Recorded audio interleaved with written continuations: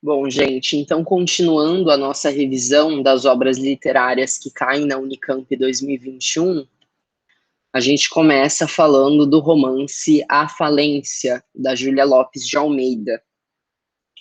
Então aqui eu destaco, por meio de um heredograma ou de uma árvore genealógica, algumas personagens importantes desse romance. A gente tem o Francisco Teodoro.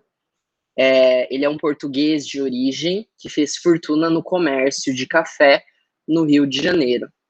Ele tinha inveja do brasileiro Gama Torres, um proprietário do armazém vizinho ao seu. As suas opiniões a respeito da submissão da esposa ao marido, do encerramento da mulher nas atividades do lar, elas correm em paralelo ao seu conservadorismo político, que é manifesto, por exemplo, em sua objeção à República. A gente tem a Camila, também chamada de Mila, né, de origem humilde. Ela foi preparada para as prendas domésticas. Ela se casa com Francisco Teodoro claramente por interesse, e depois de se tornar esposa e mãe, ela coloca esses dois papéis em segundo plano, de forma a exercer a sua própria feminilidade. Esse casal possui 4 filhos, o Mário é o filho mais velho, ele tem 19 anos, quase sempre ausente de reuniões familiares, ele passa a maior parte do tempo em farras, com amigos e com mulheres. A Ruth tem cerca de 14 anos, o envolvimento com a música e com as artes, de uma forma geral, a faz parecer sempre um pouco desligada, né, da realidade. A Ruth, ela não se interessa por brincadeiras femininas e nem assume uma postura submissa. Ao contrário, ela se mostra sempre muito questionadora. Além disso, é marcante o episódio em que a Ruth se interessa pela sorte da Sancha, né? A Sancha é uma empregada negra que sofria maus tratos nas mãos da tia Itelvina. A esse propósito, a Ruth faz uma reflexão piedosa e mesmo reconhecendo que tudo na Sancha, né, tudo na menina, a repugnava, então como a sua estupidez, humildade, cor, forma, cheiro, né, em uma atitude um pouco racista, eu diria, ela não deixa de manifestar a sua solidariedade, né, aconselhando Sancha a fugir das mãos da tia Itelvina, o que ela efetivamente faz. No final da narrativa, a Ruth, ela assume, juntamente com a Nina e com a Noca, a família. Então, ela passa a dar aula de música. A gente tem as gêmeas Lia e Raquel, né, que possuem cerca de 6 anos. A Camila, ela tem um caso com o doutor Gervásio Gomes, né, que além de amante da Camila, ele próprio é um adúltero, já que ele continua casado, né, aliás, com uma esposa igualmente infiel. A sua delicadeza e refinamento se opunham à riqueza do comerciante, né, Francisco Teodoro. Embora esses traços possam fazer dele um homem culturalmente superior, o fato é que ele não escapa, né, de um certo pensamento machista. Em A Falência, então, existem vários casos de adultério. A principal personagem feminina do romance, a Camila, ela trai o marido Teodoro, né? Só que ela própria, ela havia sido vítima de traição por parte do Francisco Teodoro, que se envolveu com a Sidônia. O Gervásio, amante de Camila, ele foi traído pela esposa, né, como também já foi mencionado. A Nina é uma agregada, ela integra-se à vida da casa depois de ser abandonada pelo irmão da Camila, tá? Ela nutria uma paixão não correspondida por Mário, que ao ver a Nina vestida com roupas íntimas, tenta violentá-la, tenta estuprá-la. Por isso que eu coloquei aqui boy lixo. Bom, por fim, a gente tem a Paquita, que se casa com o Mário. Ela é uma moça rica e ela é filha do Meirelles. Bom, aqui eu menciono outros personagens que eu julgo importantes, né? Então, a Catarina, ela se mostra muito prendada, como supostamente cabia uma mulher da época, e ela se mostra favorável à proibição do voto feminino. De qualquer forma, ela assume a defesa da igualdade feminina. Então, como que é isso, né? Diante dos preconceitos da época, a posição da Catarina, ela sintetiza muito bem a ousadia a que se permitia a autora Júlia Lopes de Almeida. Então, de acordo com quem, a mulher ela deve ser prendada, né, deve ser delicada, mas ela também pode, né, ela pode, caso ela queira, ser uma trabalhadora, ser uma companheira, tá? Então, as posições assumidas pela autora, né, a Júlia Lopes de Almeida, em seus escritos sobre a questão feminista, eles não ultrapassam os limites permitidos pela sociedade da época. É o que a gente chama de feminismo possível, tá? Em relação às tias de Camila, a Itelvina era muito avarenta, muito mão de vaca, se preocupava demais com o material, e é ela que bate na Sancha, tá? Que, como eu disse, a Ruth veio aqui e interveio em favor da Sancha, tá? A Joana é uma fanática religiosa, tá? A Noca é a criada, mulata antiga na família, incorpora em seu saber a cultura popular, tá? Ela observa tudo o que acontece, inclusive sabe do adultério da Camila, né, com o Gervásio. A negra Sancha e a mulata Noca, elas representam no romance os resquícios de uma escravidão, né, que embora parte do passado, ainda mantinha vestígios bastante presentes na paisagem carioca, ok? Então, a Sancha e a Noca. Bom, falando um pouco sobre as falências desse romance. A gente tem a falência econômica, então o Francisco Teodoro, ele passa a investir, né, o seu dinheiro em especulações, depois de um conselho do Inocêncio Braga, que de inocente não tinha nada, tá? Isso leva o Teodoro e a sua família à falência, né? À falência econômica. E o que parece definitivamente ir à falência no livro é um projeto econômico que está mais baseado na especulação do que no setor produtivo, né? Do que no trabalho. Só lembrando para vocês que o contexto da obra é o do encilhamento, que foi uma crise ocorrida na República da Espada, provocada pela decisão governamental de emitir papel moeda para estimular o crescimento industrial brasileiro, né? E a tão sonhada modernização que adviria dele. Só que o crédito mais fácil, ele acaba gerando uma fraude especulativa, pois foi investido no mercado de ações e não no setor produtivo. A falência moral. A gente tem a decadência de valores familiares e o adultério de Camila é parte também desse quadro, assim como o adultério do Francisco Teodoro, assim como o adultério do Dr. Gervásio, assim como o adultério da mulher do Dr. Gervásio. A falência social, a gente pode entender como sendo esse machismo que está muito cristalizado, que está muito preso a essa sociedade, tá? A gente pode também entender a falência social como o racismo, né? Esse racismo que está muito presente mesmo após a abolição da escravatura, como a gente viu no caso da Sancha, que apanha da tia Itelvina. Bom, aqui eu faço uma relação entre a personagem Camila, de A Falência, também chamada de Mila, e a Ema, tá? Que é do Ateneu, né? Do romance O Ateneu.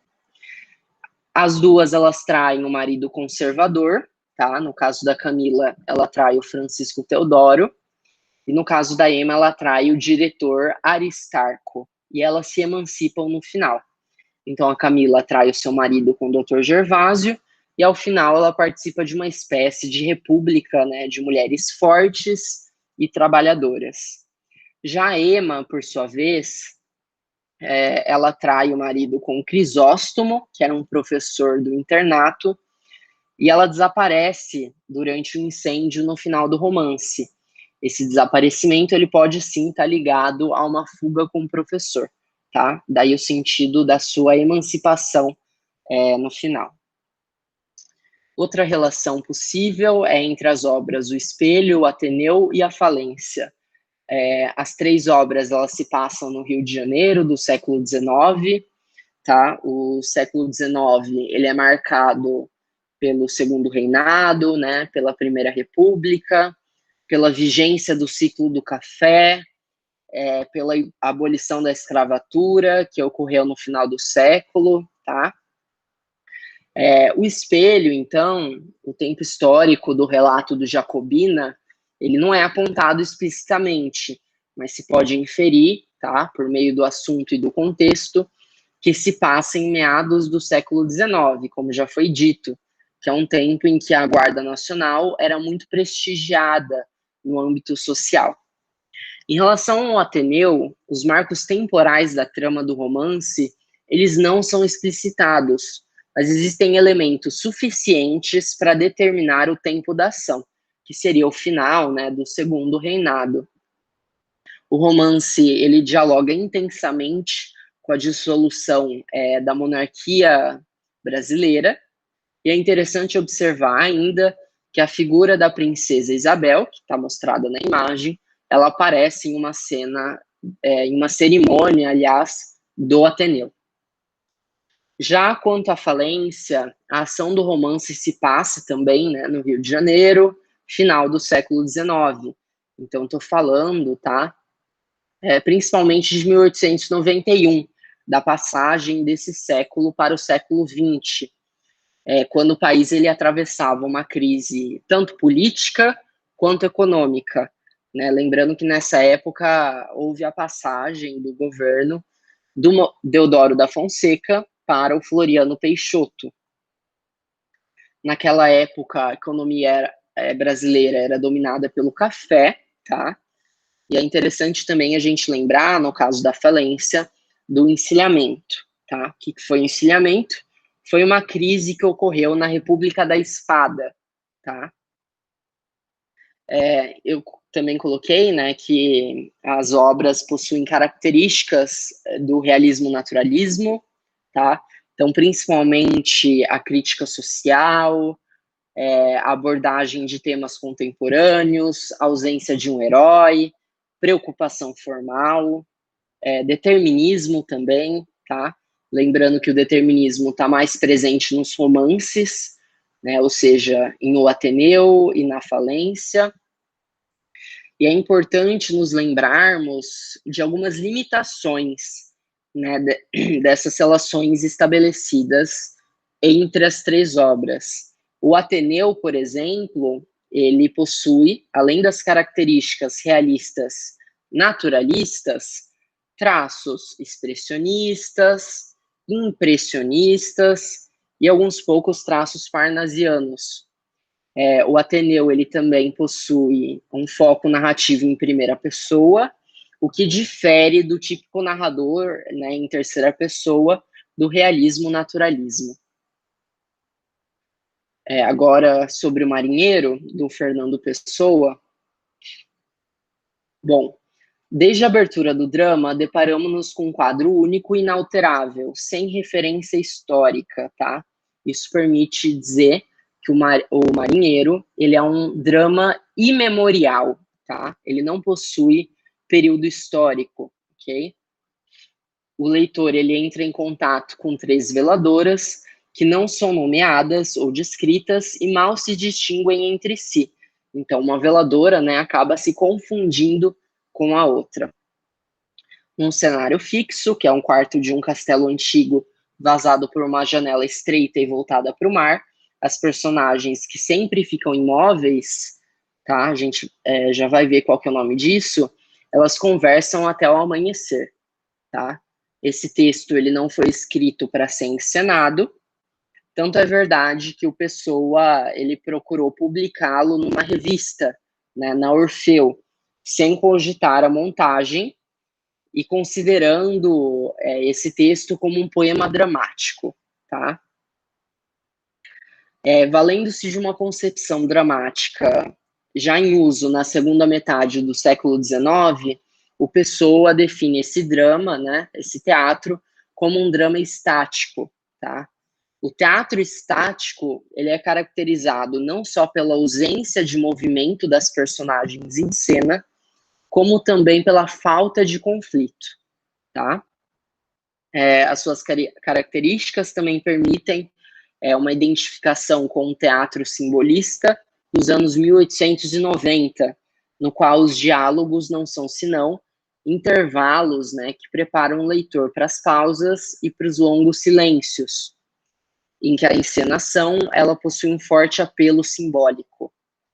O grande nome do teatro desse período, o belga Maurice Maeterlinck, com o seu drama Os Cegos, ele fornece ao marinheiro o seu modelo formal da ação dramática. Outra característica que o drama simbolista emprestou para o marinheiro é a sublevação das personagens em relação às suas falas. Tá? O que significa isso? Em outras palavras, né, no drama simbolista, as personagens elas parecem sempre menos importantes do que as palavras que elas enunciam, sendo que as palavras, elas são o único sinal de vida em um ambiente marcado pela imobilidade, tanto por parte da morta, quanto por parte das veladoras. As veladoras, por vezes, elas chegam a se espantar com aquilo que elas dizem. O que talvez seja essencial nessa concepção de teatro é sua aproximação com a poesia, um gênero que as palavras também apresentam uma especial densidade, tá?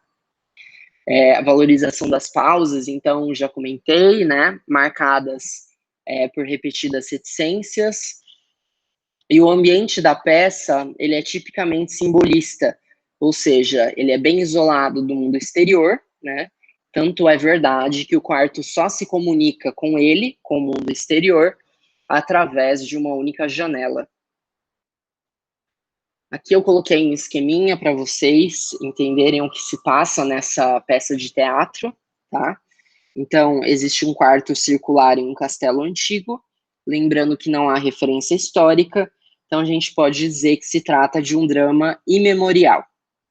Ao centro existe um caixão com uma donzela de branco, a jovem morta, que é aparentemente inútil às cenas, ela pode simbolizar o passado, que está sempre presente, apesar de corporalmente ausente, e assim como nos sermões do padre Antônio Vieira, a morte ocupa uma posição central, tá, nessa obra. E as veladoras que ficam à sua volta, já eu vou mostrar elas aqui, para escapar da morte, elas conversam e contam histórias. A donzela morta, ela apresenta uma notável analogia com o cadáver de Portugal, tá? Especialmente a pátria da infância do Pessoa, que estava marcada por uma profunda crise. Além disso, nessa peça, tudo é fluido como a água, tudo é sonho, tudo é absolutamente impalpável, né? Tudo é pura ficção ou ilusão. E nesse sentido, a gente pode legitimamente nos perguntar se as três veladoras elas realmente existirão, né? Ou se na sua inércia, ou se na sua imobilidade, elas serão apenas, como marinheiro, frutos da imaginação ou reflexos de uma alma qualquer que sonha, a alma da morta, por exemplo, né? Que do seu caixão ela parece também escutar a conversa das irmãs.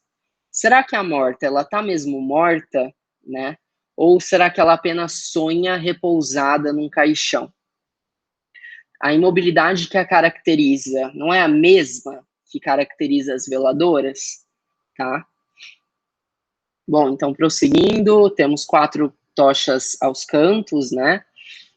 Uma única janela, através da qual se vê um pequeno espaço de mar. E do lado da janela velam 3 donzelas. As falas das veladoras, a certa altura da peça, elas deixam de demarcar espaços de enunciação distintos ou de identificar personagens, para confundi-las umas com as outras, né? As três vozes, então, elas convergem no monólogo. Por ser a voz o modo de existência no drama, a segunda veladora, que por vezes desempenha o papel de narradora, ela conta o seu sonho a respeito de um marinheiro perdido numa ilha longínqua. Impossibilitado de voltar ao seu lugar de origem, ele, por sua vez, ele sonha ter vivido numa outra pátria, que ele constrói dia a dia pela imaginação.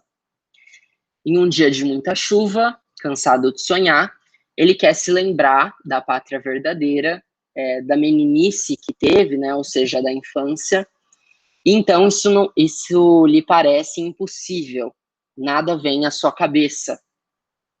Ele não pode nem ao menos supor ter vivido uma outra vida, porque a única que teve passou a ser realmente a vida que sonhara, tá? A vida que o marinheiro criou por meio da imaginação. Existe também, né, uma relação do sonho do marinheiro com Camões, tá? Que em um dos sonetos camonianos existe uma contraposição entre Babilônia e Sião. E o eu lírico, ele sente saudade da pátria, tá? Que era Sião. Assim como o marinheiro também sente saudade da sua, tá? Então, uma relação entre a peça, o marinheiro, e os sonetos de Camões. Por fim, a última obra, Sobrevivendo no Inferno, do grupo paulistano Racionais. O grupo paulistano do rap Racionais empregou imagens de dor e de tormento para caracterizar a periferia, né, como sendo um espaço infernal, onde simplesmente viver já é um ato de resistência. E se existe um inferno, deve também existir um demônio, que no caso corresponde às drogas, ao crime, à sociedade e à falta de consciência de classe. De positivo, resta a construção de uma ética própria, a alegria das coisas simples e a amizade entre os manos sangue bom. O grupo Racionais, ele veicula um discurso de forte viés identitário, tá? Por meio da defesa contundente de valores e demandas da população periférica.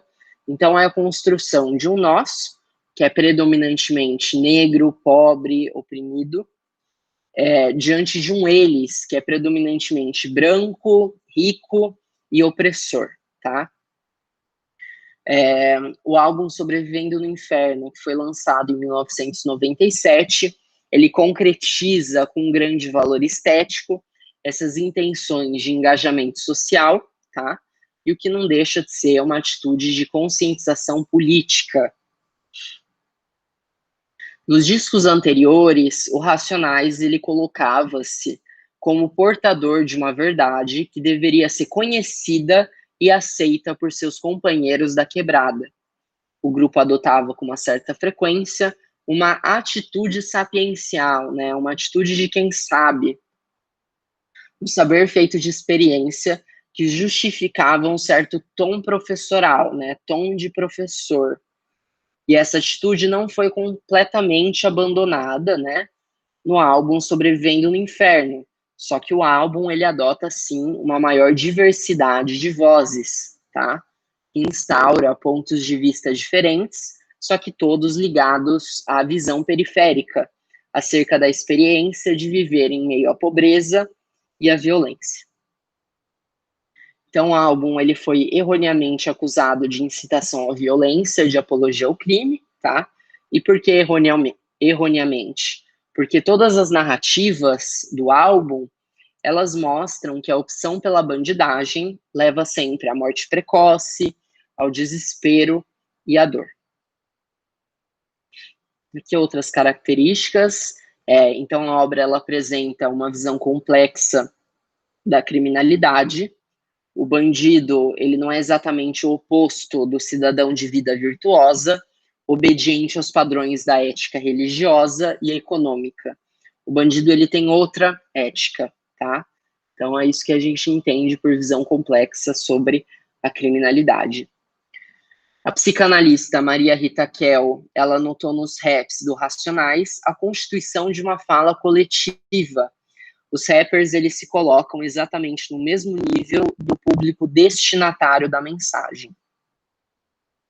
Sociologicamente, a gente pode notar uma verdadeira constituição de um sujeito periférico, que não está interessado em se mostrar dócil em relação à sociedade excludente que o forjou. Na verdade, a obra ela incentiva um orgulho advindo do fortalecimento das origens comuns e dos objetivos a serem alcançados por todos. A obra pode ainda ser relacionada às partes, né, de um verdadeiro culto cristão, no qual os rappers se assemelhariam a pastores marginais, cujo evangelho busca, né, por meio da conscientização, salvar a vida e a alma dos habitantes da periferia. Existe uma forte ligação com o universo místico da religião, tá? O qual não se restringirá a imagens cristãs, como aquela que está presente na imagem à direita, uma vez que há breves referências, né, a entidades da crença afro, aliás, das crenças afro-brasileiras. Não é raro que os narradores de Sobrevivendo no Inferno recaiam em expressões e ideias de clara inclinação machista, tá? Esse machismo, ele se manifesta também em tons de homofobia. Só que hoje em dia, nas entrevistas, o Mano Brown, ele reconhece o caráter preconceituoso de algumas expressões utilizadas e ele busca garantir que a sua arte esteja em consonância, né, esteja alinhada com as demandas de afirmação social defendidas pelo movimento feminista. A variante linguística é popular, então a gente tem um intenso uso de gírias, de palavrões, também se verifica uma ausência de concordância nominal, tá? Caracterizando uma variante linguística que é popular, não é erudita. As falas apresentam um forte caráter intimidatório, então aqui a gente pode incluir as ameaças e as inflexões na execução vocal. O ritmo, ele é bem marcado, não existe regularidade métrica, mas sim unidades rítmicas demarcadas pelo arranjo musical e pelas rimas. Por fim, né, são criados interlocutores distintos. Obrigado a todo mundo que viu essas videoaulas de revisão da Unicamp. Se vocês tiverem quaisquer dúvidas, podem me contatar por WhatsApp, tá? Eu fico à disposição. E bom descanso para todo mundo, tá? Um beijão.